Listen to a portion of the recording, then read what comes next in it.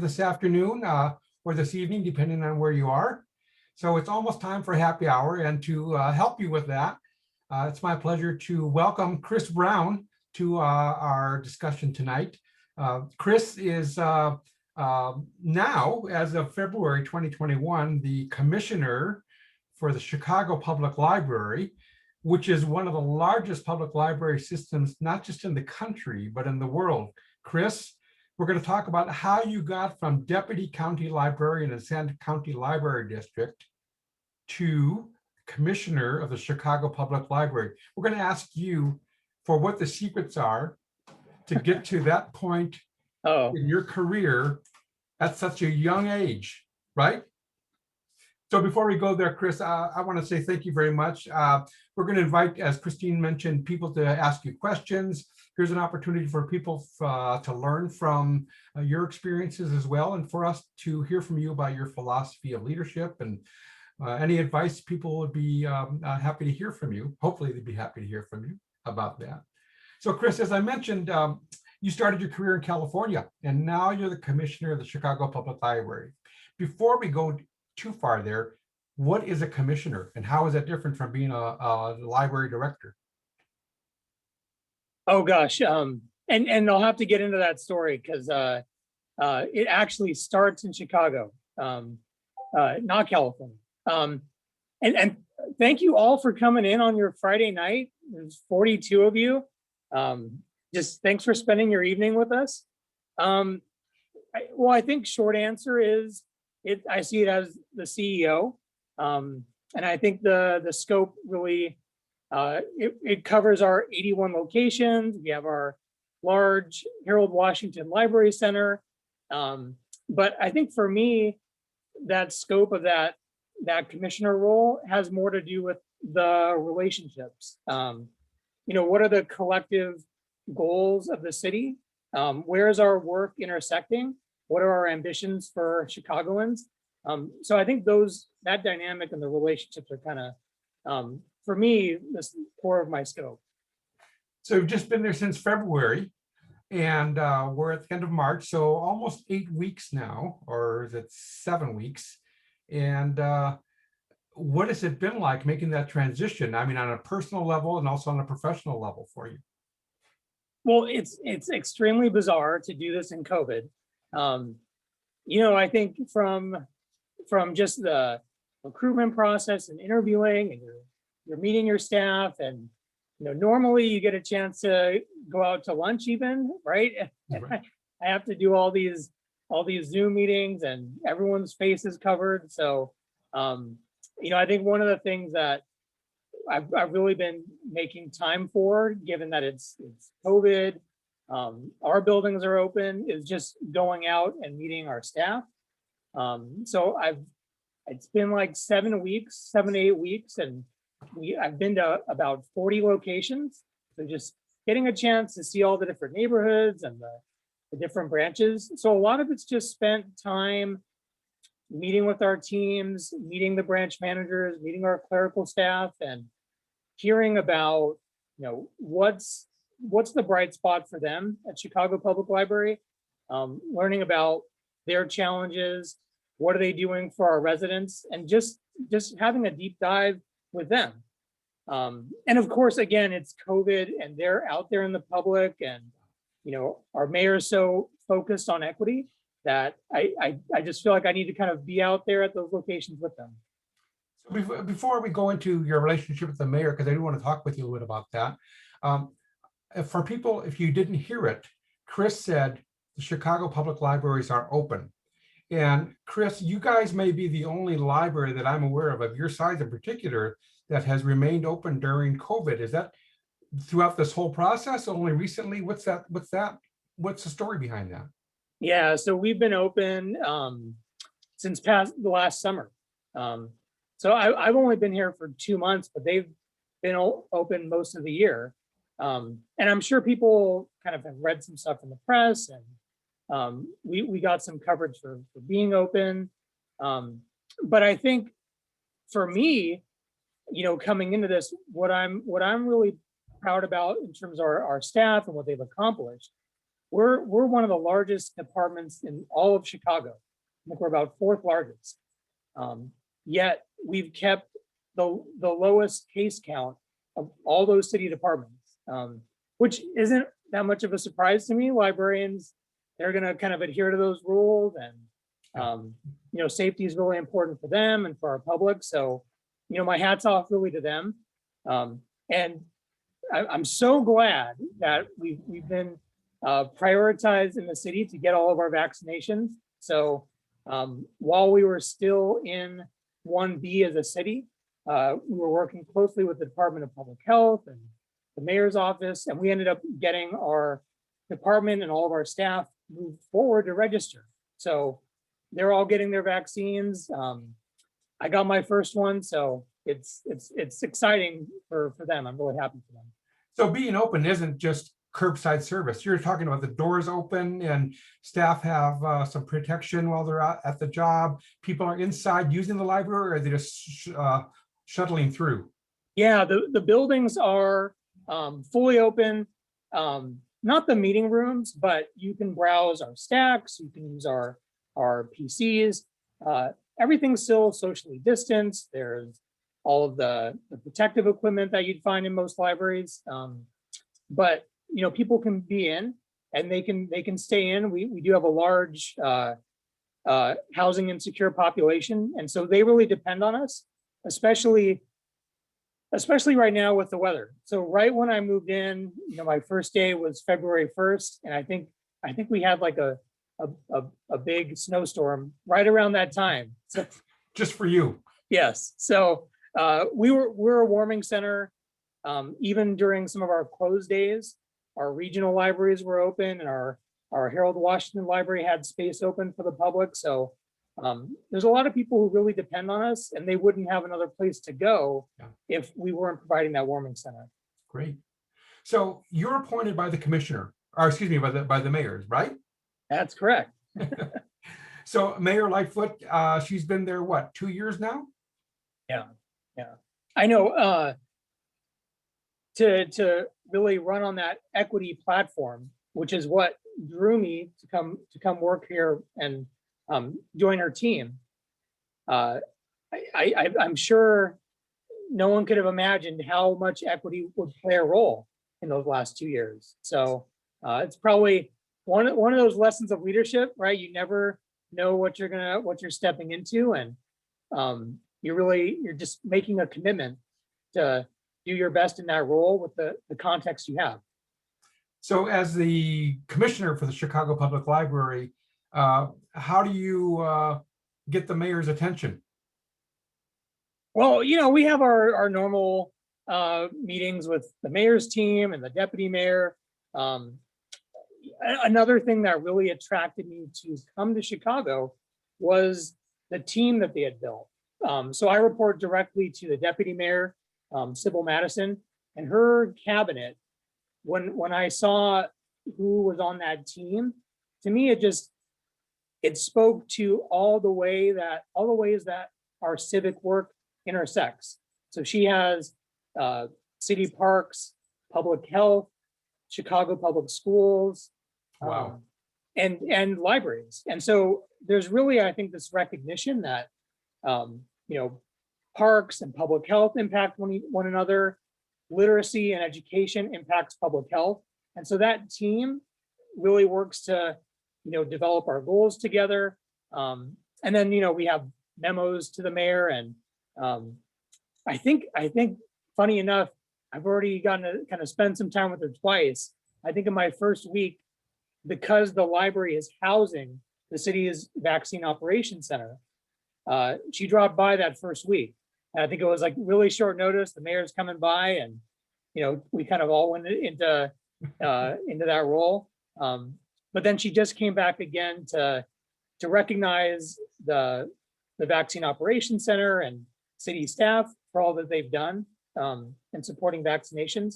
And she brought along with her a drum band. So I was like, wow, is this how these press conferences always go? Is there always going to be a drum line? But a drum line came in and had some speeches, and it was pretty good. Chris, you may know that I'm originally from Chicago. Grew up there as a young kid, and Chicago is very diverse. You know, from its Chinatowns to its Polish town, other parts of Koreatown, et cetera, et cetera. And it's also a town that, as I remember growing up there, it's North and South town. So you're on the south side, you're on the north side, you're on the south side, you're a White Sox fan, you're on the north side, you're a Chicago Cubs fan. I'm not going to ask you about your team affiliations, but in terms The of White Sox won when I was here, and when I was last year, I think it was 2005 or something. They won when we were living here. So I don't know. Maybe I have to go with them. did you see the ticker parade? I don't think we did. I think we missed it, but we probably watched it on TV. You referenced the mayor's commitment to equity, and that was one of the drivers and motivators for you. So maybe it's too soon to ask, but how do you see that playing out with respect to the Chicago Public Library? And what is your plan, or what is your strategy? How are you going to try to position the library as a key player in that? Yeah, I mean, I think, for me, I actually was not looking to make a move, especially in a pandemic. It didn't seem like the right time to go or to take on this kind of job. But really, the more that I read about the mayor and her focus on equity, and not only that, it was the vision she was putting forward, which was, we're going to have a revitalized Chicago coming from a neighborhood level. And so, given that Chicago Public Libraries, and Martine, you know this because you've been in I think, was it a chief here, a district chief? Yes. At CPL, yeah. I think knowing just how present our neighborhood libraries are throughout Chicago, it's really a city of neighborhoods. In each of those, we have a branch library. I saw the potential for the library to play this really critical role in that equity work, in revitalizing our neighborhoods. I think what's also important was she talked about this revitalization happening through schools. And so we're really this natural partner to play a role in that work. And then I think also just my reading about the city, I saw some resources being put towards that equity work. So they recently hired a chief equity officer to help the department's plan. What are they going to be doing around that work? In terms of my personal take on where I'd like to see equity go, I've been to these 40 branches so far. I really want to see us building on the work we've done in areas like Altgeld Gardens, some of the co-locating we've done with the Chicago Housing Authority, where we're taking neighborhoods that would otherwise be a resource desert, and we're updating those facilities, we're doing renovations so that those neighborhoods are suddenly connected to resources, whether it's early childcare, which we have on site with one of our co-located facilities, or whether it's development opportunities like classes for job seeking or computers that people really need in order to get jobs. But I think right now we're really in this planning stage where we're looking at what other libraries have done. We're working with our equity officer, and I think this next year is going to be a time for setting out that plan and vision. Do you have an equity officer in the library, or how do you develop your equity plan in the library? Well, I think that's a really important point, and I'm watching a lot of the listservs and hearing people in our field talk about the need for a chief equity officer in libraries themselves. And the reason I really agree with that, because if people are in our institutions and they're leading that equity work, and they're taking on that lead role, and they're engaging departments and putting measurements around equity work, I think we need to make sure that those people are compensated. I think often people in those roles are people of color, and I don't feel it's fair to kind of farm that work out to a committee level. I mean, Mhm. every institution is going to have to make that call for themselves, but that's something that I'd like to see us add. So in 2011, you were a Eureka Fellow. And in 2016, you were recognized by Library Journal as a mover and shaker. So those two events or activities in your career, how did they influence your thinking about leadership and what you wanted to do, how you wanted to use those skills for your own career? I think the way that Eureka and Mover and Shakers really impacted me was on a relationship level, because really what those programs mean are you're connected to this larger community. I think with Eureka, you go away to this retreat and you meet the state librarian and all these directors who could, potentially be your boss. And you just get a chance to connect with everyone. And I think all those people that are there are really forward thinking. Like, I think Patrick Sweeney was in the year right before me. And so I think I met him through a Eureka get together.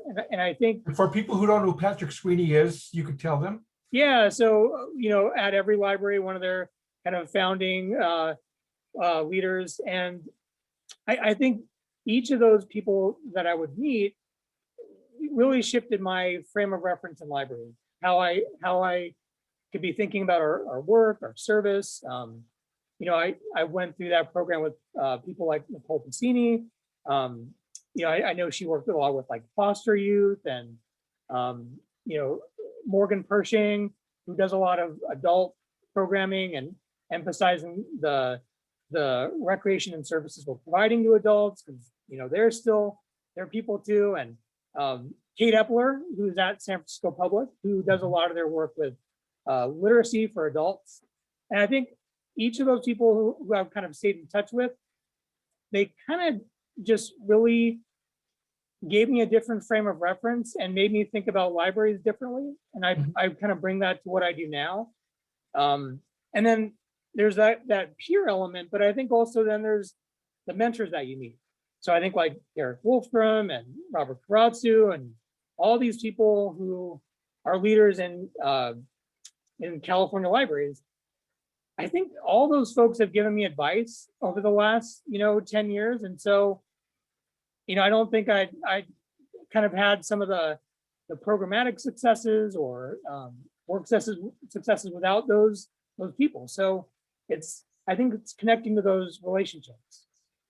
We're going to be talking a little bit about your trajectory in a few minutes, but in terms of your kind of philosophy of leadership, did you also already have one, or you're developing one, or it's still in process? I mean, what is your philosophy of leadership?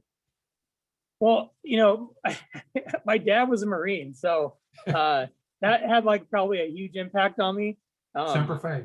Yeah, I think even from like a young age, and both my parents were in law enforcement and public service, and so I think just from a really, really young age, I think I just had a sense of we're here to serve the public. You always gotta kind of follow through on what you commit to, and I think in my professional career, there's I think some lessons I really picked up on. I think our deputy in Contra Costa, Kathy Sanford, she was later our county librarian for a stint as well. I think, I met her probably in like my mid-20s. When you're at that really early stage where like you're really finding yourself professionally, and a lot of what I saw from her, her leadership style was really what we were going to do had to be bold, it had to be innovative, not just for innovation's sake, but because the public were at the other end getting these great benefits. And I think a lot of those lessons really rubbed off on me, and gave just fodder for kind of my style as I kind of have it play out now. I think for me, it's so context based. It all matters, like what's your challenge? Is it culture change? Is it systems change? Is it an innovative program? And each of those have different teams attached to them, and those people all have different needs and styles as well. So I think for me now, it's really make sure you have a very, very clear, like 1-page level vision for what you want to do. But be very flexible in terms of working with people and building coalitions. Yeah, I think that'd probably be kind of the crux of it. So in your journey, I have to think that you've had some either disappointments or failures. And I don't know if you'd like to share any of those with us, or any one in particular that maybe taught you a lesson. And you can, block out the names if you want, of course, but is there any challenge that you've experienced in your journey that you've said, gosh, that was really tough, but I came out of it and I'm stronger for it? Yeah, I mean, I think if we're leading actual improvements and change, that's probably on some level a constant, right? Because it's that balance of in what ways do the public need us to change and be more relevant, and then also what's the right cadence for that? What's the right level of like discomfort and change, but also then what's like too much? So, and I think that even changes based on like the projects, the teams you work with. When I was in Santa Clara, we added Sunday hours, all across our system, and of course you got to work with your union for all that. And I think we were the only library in that region to have had growth in hours, circulation, visitation over like a 5-year period, all 3 indicators. And so like, I'm really proud about that. I think our users really responded. We had double-digit growth in stuff like circ and visitation. But I realize that stuff, it impacts people's lives, like their family lives and their recreation and time off. So I think for me, that's one of those tough ones. Is sort of like, how much do you push? When's too much? When do you ease up? I remember when we did passport service, which was another kind of innovation we did. I think I thought, oh, we can do more appointments than what we went with. And so, but I know I wasn't going to win on that one. And so I think I backed off, and then I think we found this middle ground of, let's start with what we think is more doable, and let's get back together in 3 months and see how it's going. But to my delight, we got back together in 3 months, and our staff were like, I think we can do a few more every day than what we're doing now.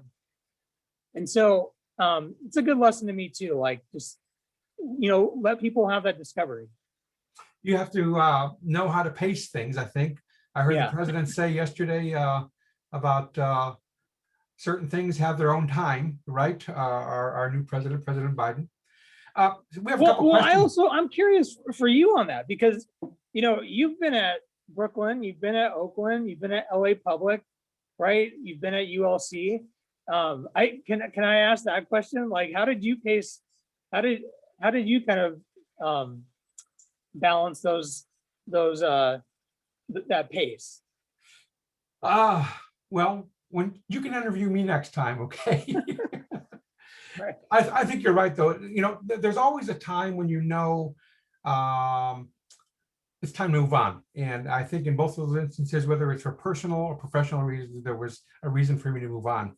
We have 2 questions. The first one is from Todd, and he wants to know, I think it's a man, how do you adjust your vision when something like a pandemic occurs? Before I came to Chicago Public and I was looking over their strategy quite a bit, there was so much that you could see within that vision. I kind of see it more of as a focus of our values and where are we going to make impact. And you can change the context And the drive for impact and the iteration is always going to be there. Mhm. So, I know when I came into Chicago, one of the things I was really interested in hearing about early on was, okay, so we wanted to have more diverse collections. And maybe we're not, seeing as much circulation in our collections themselves. Maybe we're reducing some of our purchasing there. But have we sort of readjusted to virtual collections or ebooks? And so I don't think it really changes what you do. It just may be a different form. I know Chicago, they were doing their virtual programming like so many libraries, right? Because we all do our early literacy events and right, that hasn't changed. We haven't changed our focus on early literacy. We're just moving it to a virtual space. So I think it's just more about the flavor of the tactic and what form it takes, but I don't think it changes the core of what we're doing. Somebody also wants to know if there are employees that don't want to get the vaccine, how do you handle that? It's their personal choice, right? No one has to register. But we also have the guidelines that have been put in place, the practice we're following from public health.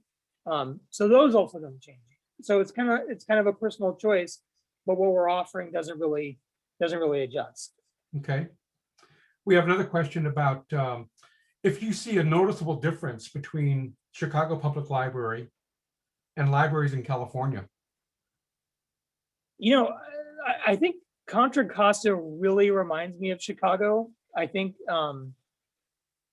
the branches, some of the branches are smaller or co-located. And then I think also the budget, for 81 branches to have around 130 million, it's not that much, it's not that much money. I think Contra Costa had that similar scrappy feel where I go into these branches and these staff have made these intricate displays and these wild signs, and a lot of them they're making this stuff by hand, or they have an artist on staff or someone who does art in their spare time, and it just feels like this real roll up your sleeves, everyone's finding a way to contribute. So that really reminds me of Contra Costa, and we have libraries like that everywhere in California. If you could increase your budget in any one area for CPL, gosh. where would that go? Where would you put that money? I don't know. I have to ask my team about that. I think collections. So Santa Clara County, we had about 62 million. We have a That's total operating. Yep, total operating budget, and we had 15% of that was for collections. So I think it was about 7.5 million, maybe 8 million. So really well-funded collection, and people, I think, valued it so much, and they really appreciated it. Chicago, for 81 branches, we're just a bit over 8 million. So I think I'd love to see that number increase and to sort of look at what are library leaders doing in terms of collection budgets, and sharing that kind of information with the city or our foundation, and see if there's a way for us to test some increases, see how the public respond, and maybe look at some budget allocations. Okay. So you have some fans out here saying it's good to see you. I don't know if you can read those Q&A questions, or you want to say hi to anybody in particular? I don't think I can see them. Well, this is from Susan Fuller. She says, it's great to see you in your new job. So proud of you. Always knew you would make a difference. Well, shout out to Susan Fuller. So Susan Fuller, she's the former county librarian for Santa Clara County. Yeah. And one thing, I didn't get to go too into like the actual professional journey I took, but when I got to Santa Clara, what I really saw as their asset was this political, just their political forethought. So their Joint Powers Authority Board has 2 county board of supervisors on it, and then a representative from city council from every city that's served. So that board just is so functional and so politically savvy and has so much forethought budget-wise. So shout out to Susan Fuller, who was really instrumental in developing that JPA. Okay. I hope you heard that, Susan. So, one of the things that kind of reminds me of is that when you get into a new position, you're obviously, unless you're starting the library from scratch, which I don't think any of us have ever had the opportunity to do, you're stepping into somebody else's shoes, right? So whether it's the Susan Fullers or the Nancys or, commissioners in the Chicago Public Library in the past, how do you kind of shape your own footprint, if you will? Yeah, and I think Chicago is really unique in that one of the things I noticed, and you probably noticed this as well, Martine, people move throughout the city. And so people are in cities and then nonprofits. And so Mary Dempsey, who was commissioner for 20 years, now heads up DePaul Prep. And so people really are, they may not be in their same role, but they're still in this political context. And my take on that is really looking at the incredible legacies that they've kind of left the city.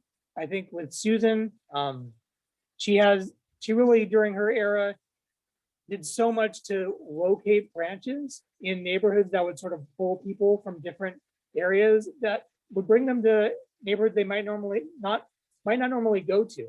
I remember reading about that while I was in library school.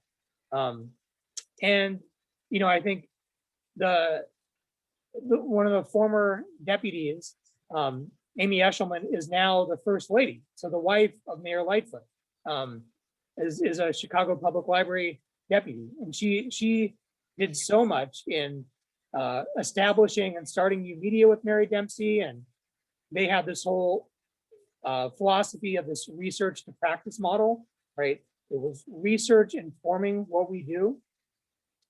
And that's then I think great to have somebody so close to the mayor, yeah, I mean, that's like once in a lifetime. Yeah, that's great. It's like having a relationship with Joe Biden's wife in the White House or something, right? Yep.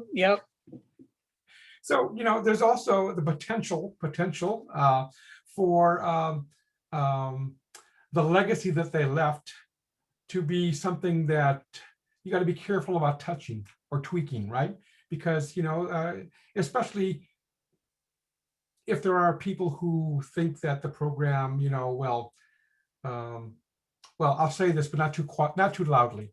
But, in the IMLS program, when George Bush was president, the Laura Bush Initiative was created. That was the first time that I knew of where there was a federal program named after, in this case, the First Lady. So, the Laura Bush program, I think, is about leadership development, and if I remember correctly. So when you have people who are still actively involved in city politics, as you mentioned, I'm sure it happens in every city, how do you kind of develop that relationship so that you are able to take the best and maybe not take what you don't want? Well, I think Santa Clara County, we also had really invested people there, and I gotta say, I will take invested stakeholders any day of the week over a context when people are more apathetic. And so for me, it's like, thank goodness they care. And I think there's lots of times where I don't have the right answer, and so I really appreciate people's input and the good models that they've left us. I think, and they're all really wonderful leaders themselves who've been in touch with me, like Mary Dempsey and Andrea Telly, the former commissioner, and Mary Ellen Mesner, who's our first deputy and was interim. They've all been so supportive, and also really mindful of letting me kind of figure it out, but also being available when I need some support. So they've been fantastic. And Brian Bannon, I gotta give him a shout out. This West Loop Library was really from that Bannon Emanuel era. That's the And library at your backstop right now. Your yeah, in wallpaper. my background, it's the West Loop Library, and it feels like this co-work space where you can book meeting rooms to come into your work, but it feels like you're in this really warm, inviting kind of ideal co-work space or little think tank. And you can book it. It just feels really forward thinking in terms of where libraries could go and reflective of this neighborhood in particular. So I think that's a shout out to Brian for leaving me a model behind that. I want to kind of follow. Great. So I've been corrected here on the IMLS naming for Laura Bush. Thank you, Susan Hildreth, that the naming happened in an IMLS reauthorization process. It was not always named after the First Lady, Laura Bush. So thanks, Susan, for the point of reference there. Appreciate that.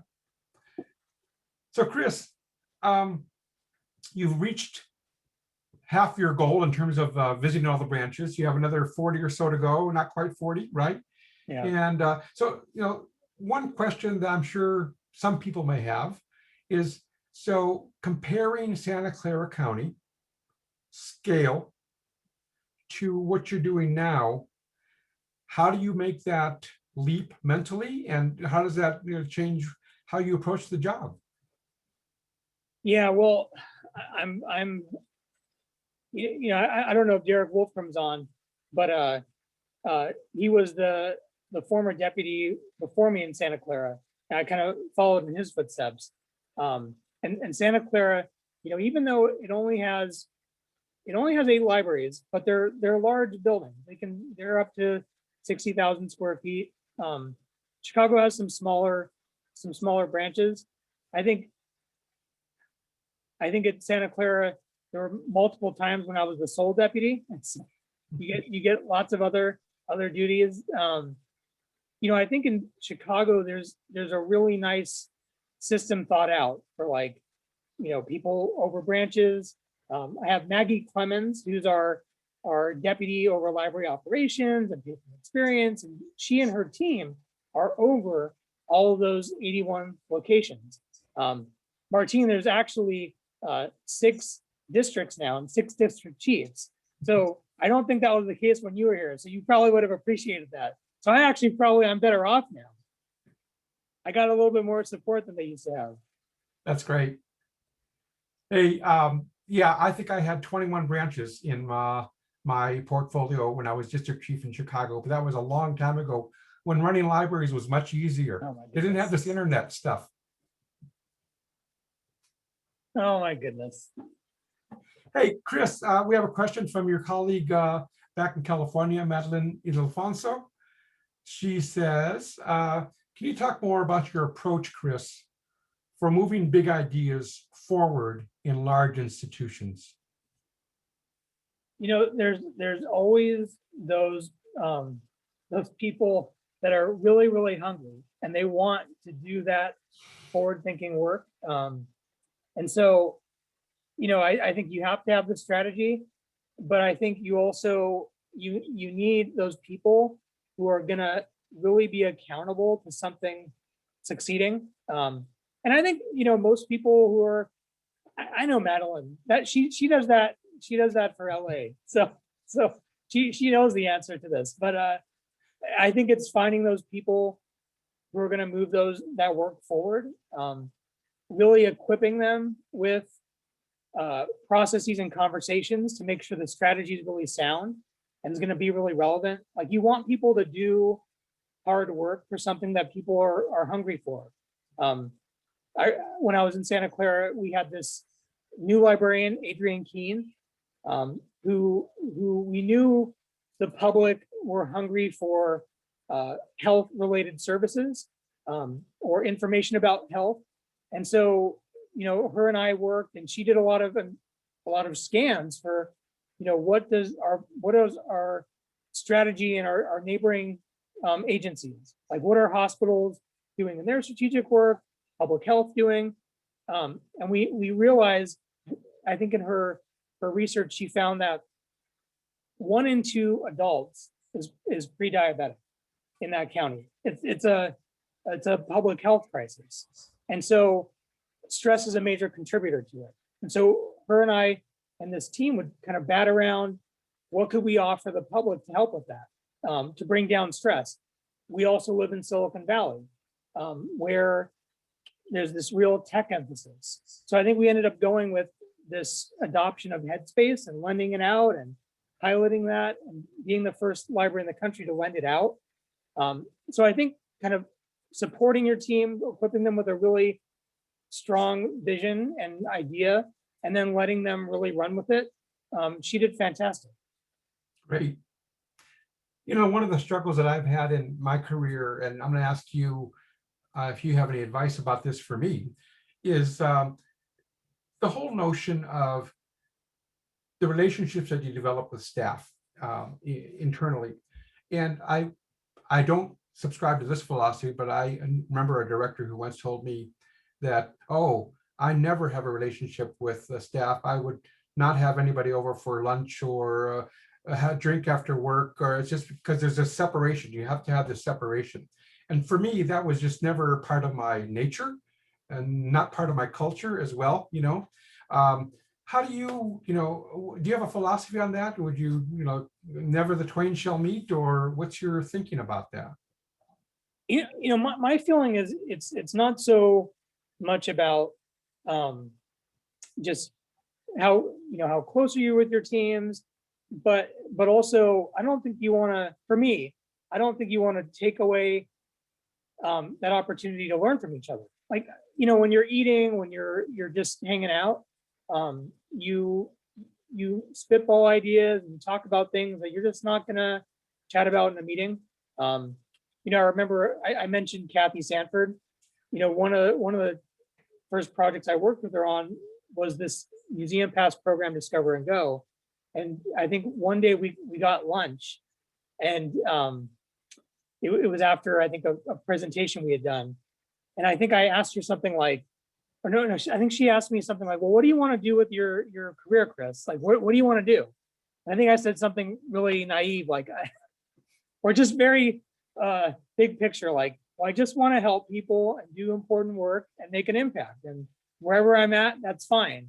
And I think she was really savvy and was kind of, I think, pushing me to be a little bit more thoughtful and considering formal leadership. And so she said something like, well, what if the person you're working for doesn't want to do that good work?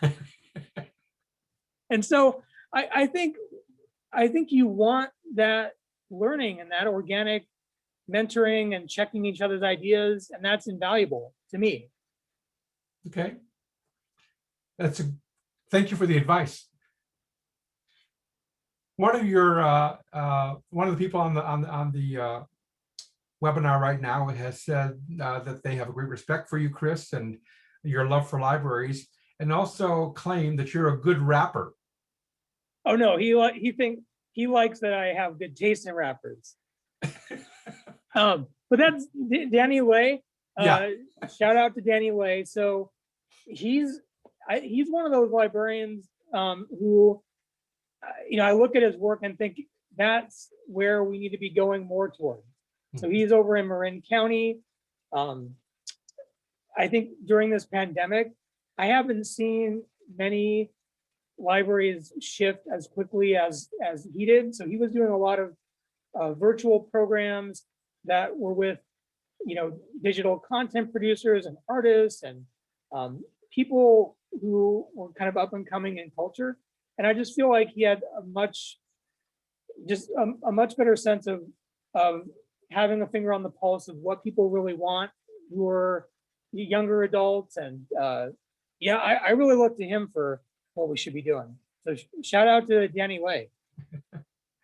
So Chris, you have sounds like a vast network of people that not only respect your work, but also maybe they'd like to work for you. Are you recruiting right now? You know, we are actually recruiting for, gosh, this sounds like a plug, Marty. We actually didn't plan this. We are recruiting for our head of the Harold Washington Library, which, I mean, if I wasn't in this gig, that seems like a really exciting one, because, right, it's a facility that's over 750,000 square feet. This history of authors coming in like Vonnegut and Toni Morrison, just this legacy of support. So yeah, if anybody wants to get involved in really exciting cultural programs and you know, be part of our library leadership, I'd love to see them apply. Well, great. There you go. So by the way, that size of that library, 750,000 square feet, I think that's bigger than the island of Singapore, isn't it? So Chris, you know, one of the things I like to Susan tease out Hildreth with is going to folks, fact check that. Susan Hildreth will fact one of the check things I like to tease out with folks I speak with is their plans for the future. And those of you who joined us with conversations with Jayanti Edelman, we talked a bit about her ambitions politically. So you know, you're still in not even the prime of your youth yet, or prime of your adulthood yet. What's the next phase of your career? Honestly, I feel like this is the dream gig. Okay. If you know, I didn't go into the whole Chicago story, but when I was like 23 years old, lived in Uptown, I actually went in, I would go in that library every week. So that's a neighborhood in Chicago. People may not know that. Yeah, I'm sorry, guys. So it's Uptown Chicago, really diverse neighborhood. Next to the Cubs fields, right? Yes, yeah. Wrigley Field. And I would go in there every week with my girlfriend, she's not my wife, and we check out, you know, movies and books for the week. And there was this librarian there who was always like really dialed in and passionate and talking to all the patrons. And I remember asking her at one point, like, what is your job? Like, what do you do here? And she mentioned she was a children's librarian. She went back to school to get her degree. And I remember literally going home that night and looking up job prospects for librarians. And, you know, what's that whole master's degree requirement? What's that process?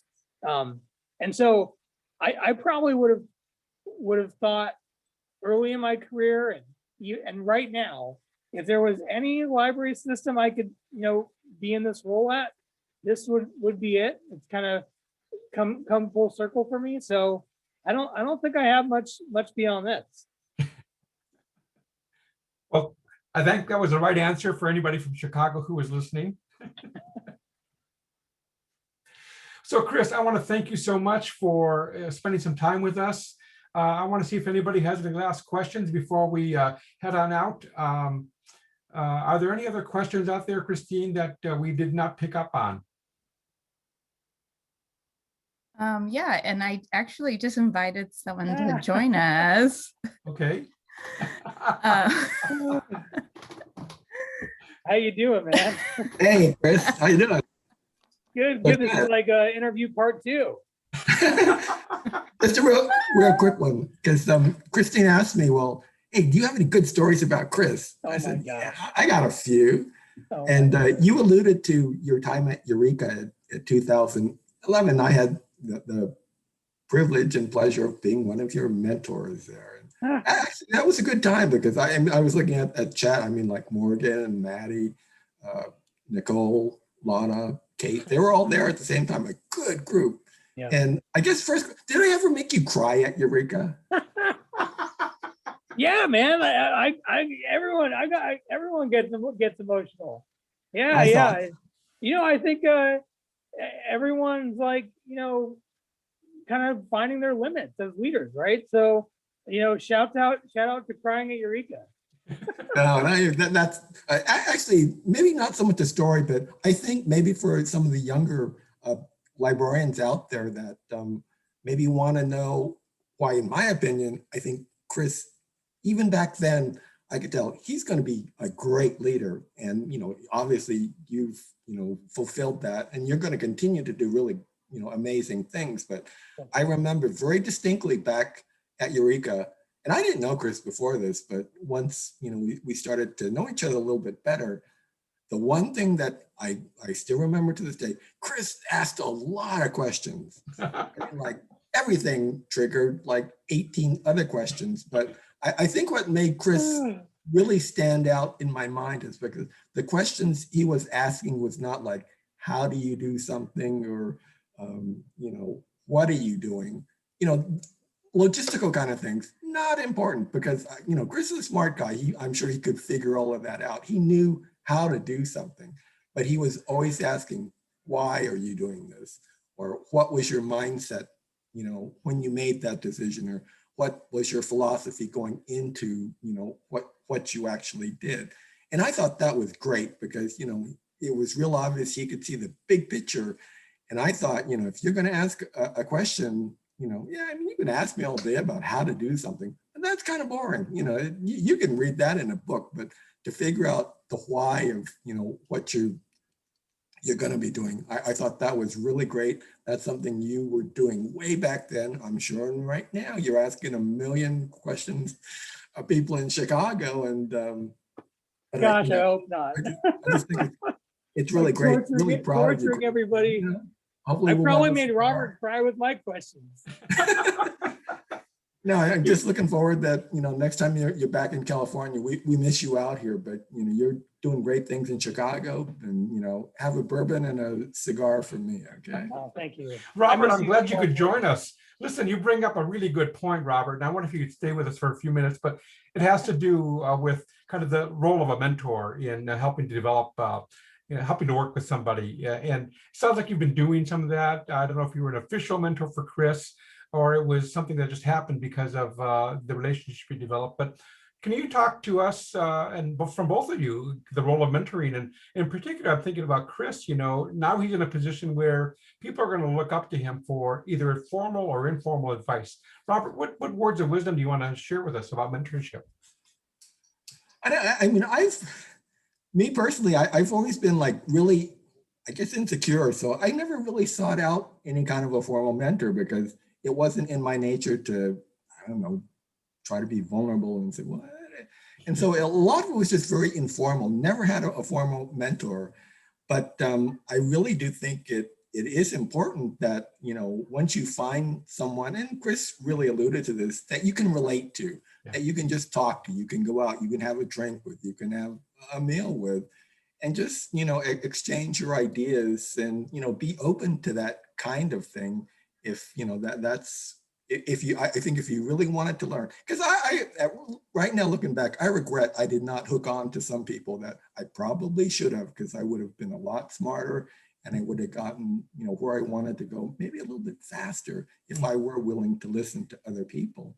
But the other thing that I've always found with a mentor is that they change. You don't, who Chris was in 2011, yeah, maybe I could help him then. I could not help Chris right now. He's looking for other people to be his mentor now. And I think for, everyone who's looking for a mentor, I think that role is going to change because you're going to change. Yeah. And therefore, what you need from your mentor is probably going to change. And therefore, who can deliver that is going to be a different person than, who you were 5 years ago. That's a good point. Chris, any thoughts about mentorship? No, I mean, I think Robert kind of hit on those important points. I think for me, I think he's absolutely right. They do change. I think Maxine Bleiwitz is probably on the call. Like, she's been a really incredible mentor, and she really helped me think about, service innovation, and was fantastic. And yeah, I just think there's different people that you connect with, and you have those challenges in that moment. And you're kind of drawn to each other because you're both kind of vibing on that same issue. So yeah, I think they do change and grow. Well, gentlemen, thank you so much. Chris, especially thank you for sharing your leadership philosophy, your journey, which is not over, I'm sure. You're going to be faced with not only some new opportunities, but also some new challenges, I'm sure, in your role in Chicago. And Robert, what a pleasant surprise to have you drop in on us. I think we should make this a regular. Thank Chris, you any all last so words? much. All right. Thank you, everybody. And thank you very much for tuning in with us. We appreciate your joining us for this event, and we'll see you next time. Chris, Thank good you all. luck. Thank Bye-bye. you all.